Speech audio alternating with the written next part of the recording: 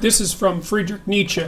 Of course, you probably know that he was the philosopher who announced the death of God. And what he meant by that was that the fundamental metaphysics that underlie Western culture had lost their foundation, and that the consequence of that would be the disintegration of the idea of value itself, especially of value hierarchies. And he thought of the inevitable consequence of that, or one of the inevitable consequences of that, a dramatic move towards a doctrine of radical equality. See, because if value itself is destroyed, the value distinction between things, so that not one thing is not any better than another, then there's no reason for hierarchies of virtue or of value. And so the equality doctrine is a logical outcome. So here's what he wrote about that. It's in Thus Spake Zarathustra, which is a somewhat poetic work, not really characteristic of most of Nietzsche's writings, but I think this is very useful quotation to end this off with. Behold, this is the hole of the tarantula. Do you want to see the tarantula itself? Here hangs its web. Touch it so that it trembles. There it comes willingly. Welcome, tarantula. Your triangle and symbol sits black on your back.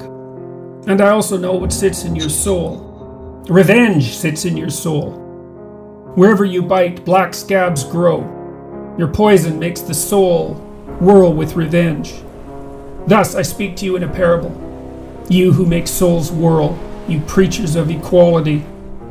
To me you are tarantulas and secretly vengeful. But I shall bring your secrets to light. Therefore I laugh in your faces with my laughter of the heights. Therefore I tear at your webs, that your rage may lure you out of your lie holes, and your revenge may leap out from behind your word, justice. For that man be delivered from revenge, that is for me the bridge to the highest hope and a rainbow after long storms. The tarantulas, of course, would have it otherwise. What justice means to us is precisely that the world be filled with the storms of our revenge. Thus they speak to each other. We shall wreak vengeance and abuse on all whose equals we are not. Thus do the tarantula hearts vow. And will to equality shall henceforth be the name for virtue.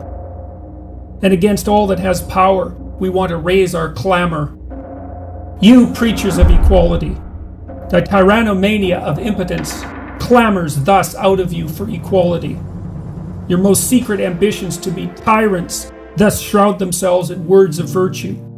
Aggrieved conceit, repressed envy, perhaps the conceit and envy of your fathers, erupt from you as a flame and as the frenzy of revenge. What was silent in the Father speaks in the Son, and I often found the Son the unveiled secret of the Father. They are like enthusiasts, but it is not the heart that fires them, but revenge. And when they become elegant and cold, it is not the spirit, but envy that makes them elegant and cold. Their jealousy leads them even on the paths of thinkers. And this is the sign of their jealousy. They always go too far, till their weariness must in the end lie down to sleep in the snow. Out of every one of their complaints sounds revenge. In their praise there is always a sting, and to be a judge seems bliss to them. But thus I counsel you, my friends, mistrust all in whom the impulse to punish is powerful. They are people of a low sort and stock. The hangman and the bloodhound look out of their faces. Mistrust all who talk much of their justice.